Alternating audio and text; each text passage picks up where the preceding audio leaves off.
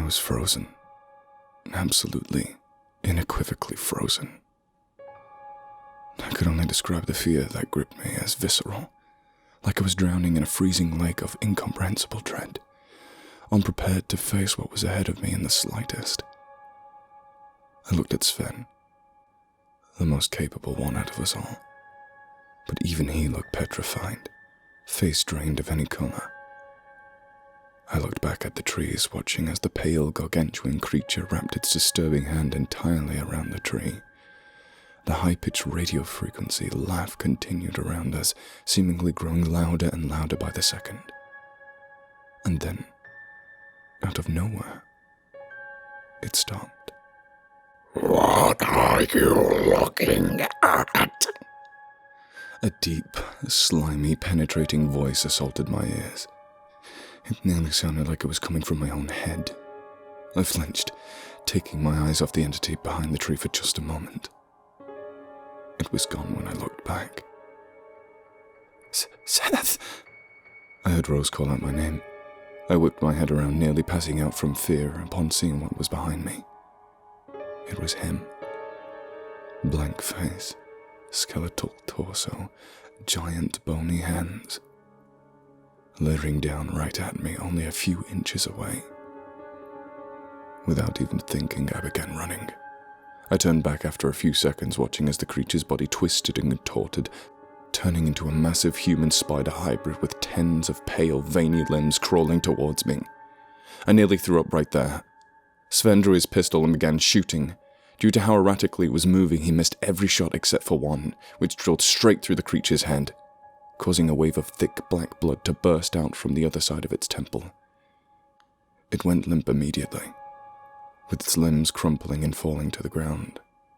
For a moment, I suppose I was relieved, but then I realized what kind of monster we were really dealing with. The laugh came back, louder than ever now. That hurt. I blinked once and the corpse had disappeared, and then I noticed a hulking shadow looming somewhere next to me. I looked over, watching as the creature, now back in its humanoid skeleton form, wrapped one of its hands around Sven's neck. With the other, it grabbed one of his wrists, instantaneously crushing it to a bloody pulp. As Sven grunted in agony, the creature turned to look at me directly, the bottom half of its face distorting. Soon enough, a human mouth emerged from underneath its skin. If I was close to puking before, I couldn't help myself now. I retched, before looking back up to see it smiling at me. Not only that, the smile was familiar. Soft, pink lips. Glowing white teeth that were just slightly crooked at the bottom. It was Lacey's smile. What are you doing, Seth? Come find me. It was her voice, unmistakably identical. I heard myself whimper. I blinked one more time and it disappeared again. Sven dropped to the ground, still grimacing at his gruesome injury. Mike and Rose were still in abject shock. I could feel tears begin swelling up in my eyes. Start running. Again, the voice came from everywhere and nowhere at once. I began hearing the sound like heavy, animalistic movements approaching fast. I turned around, seeing something barreling towards us. It looked comparable in appearance to a gorilla with dark fur, but about 3 times as many limbs, running at us like an oversized centipede. And of course, a familiar blank face at the front. He wasn't even giving me time to grieve. Safe to say, we took the advice and bolted like hell the other way. Every time I looked back to see if it had finally caught up, the creature always looked like it was moving at an unfathomable pace, yet it always remained the same distance behind us. After a while of this, it really felt like I was losing my own grip on reality. As we began reaching the edge of the forest, I remember my vision beginning to blur. I passed out, likely due to a combination of exhaustion, fear, and agony upon hearing Lacey's voice and seeing her lips on that fucking monster. I woke up back in Mike's apartment, clothes dirty, cold sweat running down my forehead and my joints aching like hell. It had become dark outside. I suppose I'd been out for a while. Mike and Rose were sitting on the other couch, neither saying a word or even looking up. Can't really blame them, I suppose. Not after an experience like that. "Where's Sven?" I finally asked. "He left. Drove off. Said he had to do something urgent," Rose answered after a few moments. "Never even went to the hospital before leaving town. I don't think he's coming back." Guess we aren't getting any help from him, I thought to myself. I decided to stay at my parents' place for a bit. They were happy to see me, but I wasn't really there emotionally. I hate to admit it, but the whole encounter had taken a lot out of me. As much as I wanted to somehow save Lacey, I couldn't stand the idea of facing that thing again. I needed time to overcome my fears, time to recover before looking for any more answers. But Mr. Blank wouldn't even let me do that. For the first few nights, everything was normal. I used some of my vacation days to get off work and spend my time watching TV, playing games, trying to motivate myself to stop being so scared and go looking for her again. Wasn't working so well. I was still petrified at the very thought of it. But after a few nights, the tapping started. It sounded like a bony finger rapping on my window during the dead of night. I never bothered looking, of course. When I didn't react to that, Mr. Blank began fucking with me in more severe ways. I'd see a hulking shadow behind my shower curtain seconds after I'd stepped in. A pair of legs sticking out from beneath my bed as I was getting ready to sleep. An unwanted passenger in the back seat of my vehicle at night. Employees following me around the grocery stores and staring at me in restaurants. I never could make out any of their facial features. It was all starting to take a heavy toll on my mind. I could feel my sanity slipping away by the hour. I called Mike and Rosa. Same story. Rosa's voice was monotonous, devoid of any kind of emotion. Mike sounded like he was on the verge of tears. But what made everything infinitely worse was the knowledge that at any moment, he or it could kill me in a split second. So that begged the question, why didn't it? What was the point of fucking with us like this? It all came to a boiling point whilst I was grabbing my mail. As I was getting ready to reach in, a bloody hand poked out of the mailbox and handed the envelopes to me. How generous. It was all starting to become rather bothersome. I freaked out right then and there. "Fuck you!" I screamed. "What the fuck do you want from me?" I grabbed the door of the mailbox and slammed it into the hand until I heard the bones begin to break. For the first time in a while, fear wasn't my dominant emotion. It was anger. After enduring the punishment, the hand eventually retreated. I bent down, staring directly into the now empty slot. "Where the fuck is Lacey, asshole?" My screams were beginning to attract the attention of my neighbors. Not that I cared. I could hardly keep the frustration at that point. I had to let it out. "Why don't you just kill me, you pussy? Guess I'll fucking find you and kill you first!" I hardly believed in what I was saying. The words were simply pouring out of my mouth. I slammed the door shut and stormed back into my house. I took some time for my self-reflection. The cops had told me to let it go from the start. Hell, my own parents were telling me that. So why hadn't I? Why couldn't I just let it go? Maybe it's because I hadn't lost hope. For one reason or another, I still believed I could get Lacey back. That I could somehow overcome this horrific, seemingly impossible enemy and come out victorious in the end. After all, if Mr. Blank could imitate Lacey's voice, then it meant she was still alive, right? Perhaps that was a stretch, but I didn't allow myself to believe that. It'd be comparable to admitting defeat right then and there. There was also another thing driving me forward. If I didn't face it head on, this thing was never going to leave me alone. I remembered what I told myself from the beginning, that I wasn't going to let it end like this. Whenever I'd backed down from a conflict before, my father had always told me to grow a pair of balls and man up.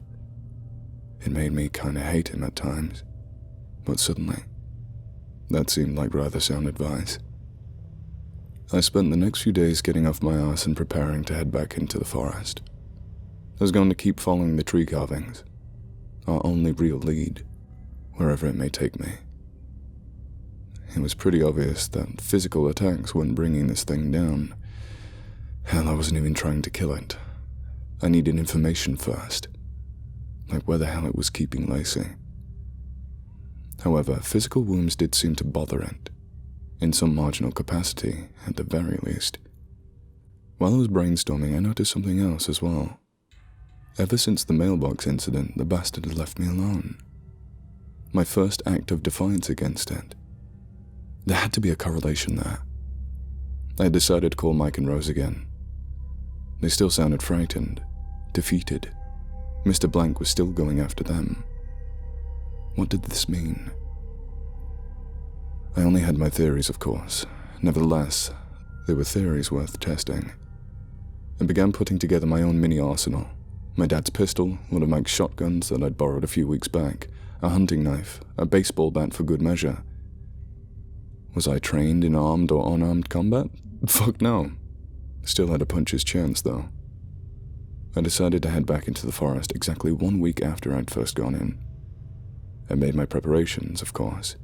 Wrote a letter for my parents, in case I didn't come back. A letter for Mike, one for Rose. Didn't even bother asking for them to come. They sounded like they weren't ready to leave their rooms when I talked to them last. I wasn't quite sure what to put in their letters. Just felt obliged to write them. An explanation, I suppose. Before heading out of my house, I slugged back 1 swig of whiskey, 2 cups of coffee. I tried to calm my nerves. Didn't really work. Didn't matter. Before long, I was standing at the edge of the tree line alone. I took a step. Deep breath. Another step. Oh shit. The nerves have come back. 1 more step. My legs began shaking. It's as if the fear I'd been suppressing began rushing back to me all at once. I looked up and something caught my eye. A large figure obscured by the woods, creeping along my line of vision. A familiar hand wrapped around one of the trees, dangling a severed hand by the pinky. Sven's hand, most likely. It was taunting me. Every fiber of my being was telling me to turn back and run the fuck away. And I nearly did just that. I was petrified. But that didn't mean I could stop. This thing wasn't going to stop me in the forest. It knew where I lived, knew how to push my buttons, how to get under my skin. It knew nearly everything about me. I was too deep into this mess already. Face my fears and deal with it myself, or end up like Jay and leave Lacey trapped in whatever the hell she was currently in. And with that in mind, I took a deep breath and began walking right towards it. As I suspected, it disappeared shortly after, like it somehow scared it off. Even though that probably wasn't the case, I smiled to myself, reveling at the idea.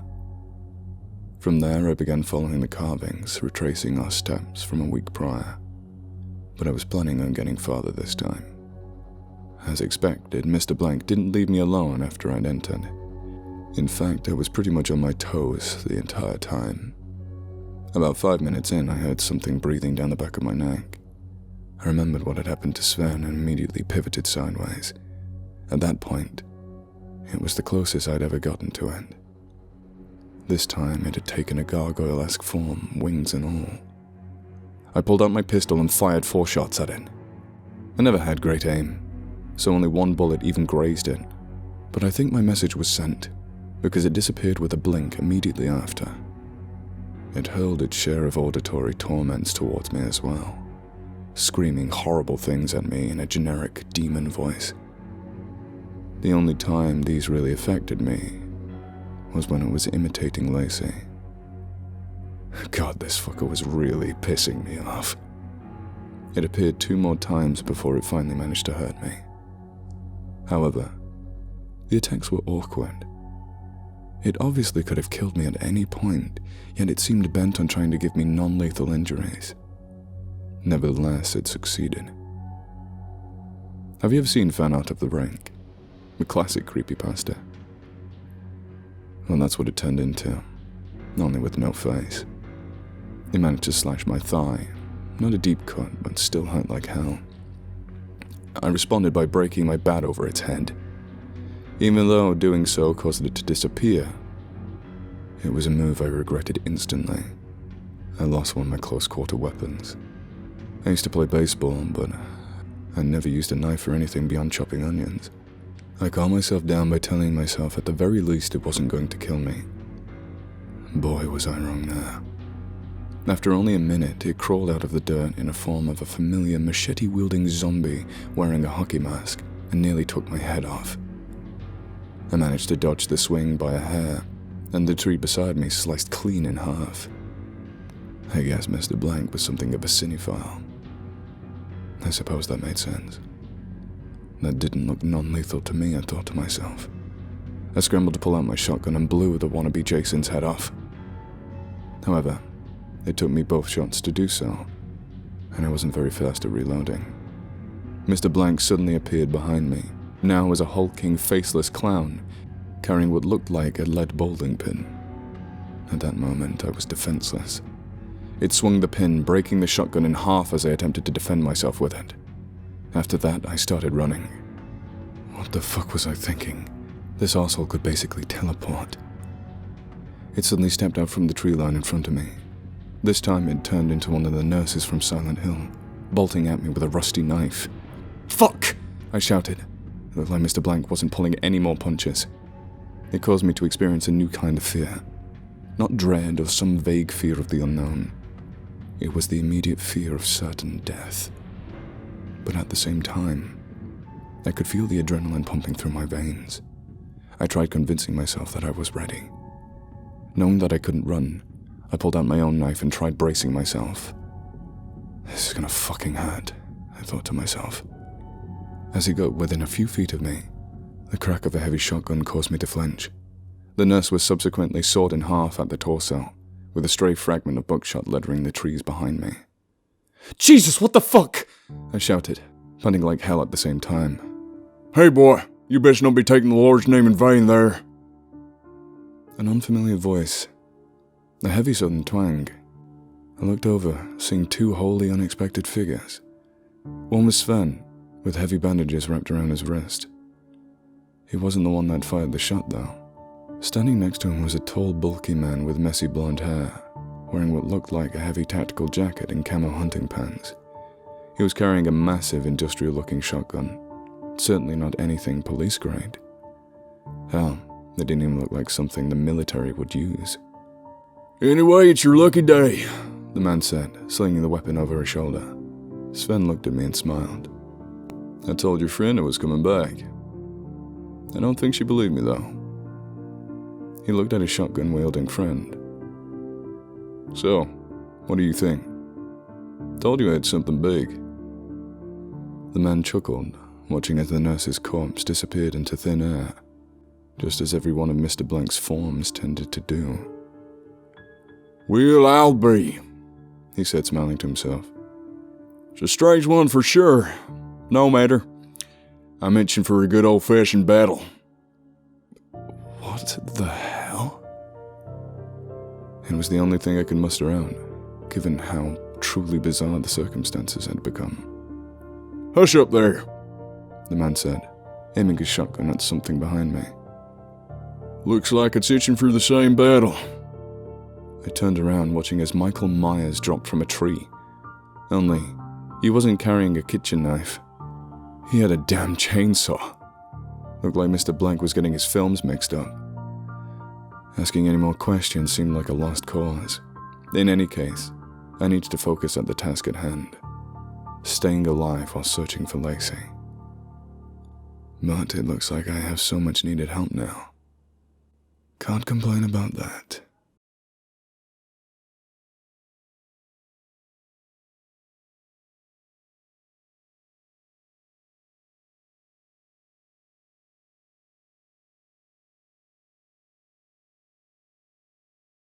Hello everyone. I'm sure you've noticed by now that I have this channel, this amazing channel where I read horror stories. Well, I have another channel called Basically Nature, where, basically, I talk about nature. And I thought I'd advertise that because I put a lot more work into the videos and I love educating and talking about wildlife and animals in general. So if you're interested, please check it out. I do things like this. Newt's larvae also possess true teeth, and I know, truly amazing. So, if you want to check it out, it's Basically Nature, and it's usually linked in the description. Thanks for watching.